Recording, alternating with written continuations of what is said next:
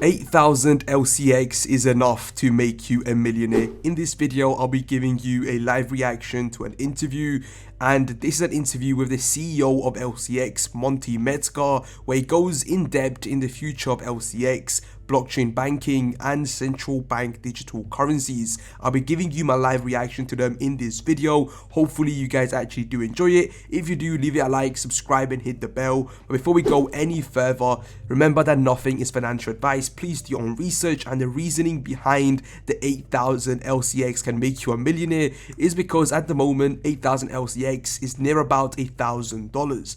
Now, it is a fact that LCX will be entering a hundreds of trillions of dollars worth of a market. And even if it gets a percentage of the market share, and that's, in 10 plus years, 15, 16 years, right? Even longer, who knows, right? It's going to be entering a massive market. It is entering a massive market. And if it gets just a percentage of that, it is going to be more than 100x, 1000x even. And if it does get to that point, 8,000 LCX will be well over $1 million.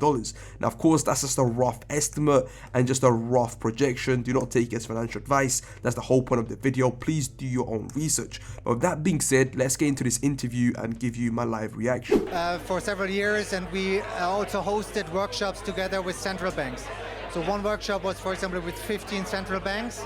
And I can tell you they all have deep knowledge and understanding about what cryptocurrencies are, what blockchain is. And over 100 central banks are currently experimenting or even preparing to launch a central bank digital currency. So I have a good question.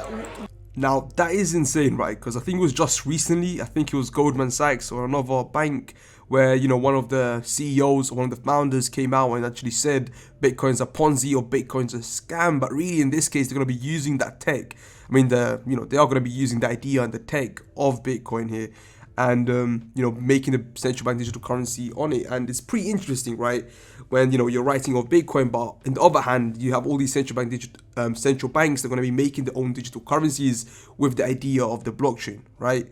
So, pretty interesting. But anyways, let's get back into it. Why or to what extent do you think some of those central banks are willing to put some digital currency, a central bank currency for some sovereign country on a public blockchain? Because most of what I've heard is if they're going to put it on a blockchain, it's going to be private. Right, that's a big discussion on which technology it will be based. Some are working with permission-based blockchains. Some are thinking about open blockchains as well.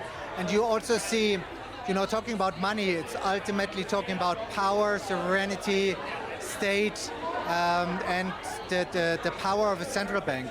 And what we see in like open cryptocurrencies, Bitcoin, for example, it is undermining these powers. And there's kind of a war of currencies happening. And what we can now see is that some central banks are stepping up the game earlier than others. We've seen China introducing and that's what's crazy as well, right? We've seen central bank digital currencies are live right now. There's countries, I know it's something that's been a talking point for a while, but it's now that we're going to be seeing going live. So when it comes to a good point to be looking into these coins and CBDCs, it's probably right now. I mean, it is right now. The earlier the better, right? And we have a lot of these coins that are going to be somewhat connected. So for example, quant, LCX will be using the quant overledger. A lot of the LCH is going to be using the quant overledger. So quant, you have Hedera, of course. You have so many other coins right now that are in the radar, that are going to be involved.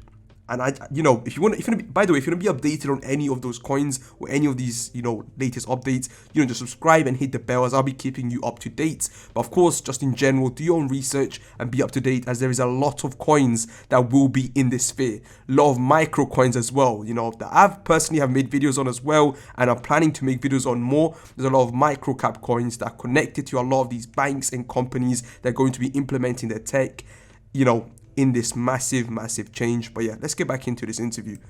Central bank digital currency, Oli. There's Europe with the digital euro being planned, the digital dollar by the Fed in the US. So a lot of movement being there, and it's not a matter of if, but just a matter of when it will come out. Just a question of when. So pretty soon our fiat currency will be all digital, maybe a lot less paper. In terms of what LCX does, do you also help large enterprises with their plans to use blockchain as some sort of application platform, for example, customer engagement or disruption within their industry? So for us, the key topic is how do we grow as LCX for this year? One of the key topics for us is tokenization. We launch a diamond platform for tokenization. We're launching a tokenized bond, so financial instruments which will be tokenized. And we are, as a regulated platform, really trying to evolve the industry as a whole. But I do want to again remind you that LCX is the first ever regulated crypto exchange. There is no other regulated crypto exchange, that's actually fully regulated. So yeah, I'm pretty sure Binance is not even regulated. I think it might be in some. Actually, I'm not even sure, to be honest, if Binance is in any way. But from what I've heard, and really the unique selling point here for LCX has been that the first regulated crypto exchange. Whether you find that as a good thing or a bad thing, I do not know. But yeah, that's what it is. Now with the book Blockchain Banking, we are launching it at a Davos event here at the World Economic Forum, and really trying to get more interest of institution, getting them an understanding of what the future might hold. And there's a famous saying from Bill Gates who said, banking is needed, but banks are not. And that's where we stand. That is a pretty interesting point, right? If you think about it, that is extremely interesting, Banking is needed and banks are not. And this is just a quick story. I mean, I'm not sure if you actually care, but I'll just quickly add to it because this links really well. So I think it was in the last bull market, I withdrew from, I'm pretty sure it was KuCoin or Binance, right? I withdrew. It wasn't an insane amount. It was about 5 figures in Great British Pounds onto my UK bank account. And boom, my bank got blocked. Wasn't sure why. Had to go on calls and it went for weeks, right? It was a mess. Banks can be a real headache. All the funds were legitimately, I've got them legitimately, nothing dodgy was going on, and they just blocked it. And then of course there's been a lot of hassle. That's what I meant, right? And it's not just me, it's thousands of other people.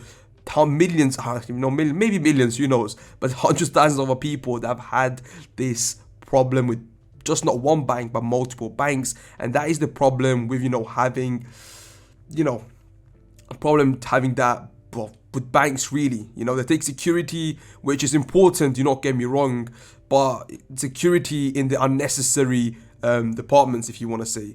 But yeah, I 100% agree with that. Banks are not needed, but banking is definitely needed. But yeah, and I feel like crypto and blockchain has obviously fixed that to an extent, but it just hasn't been, adapted as of yet.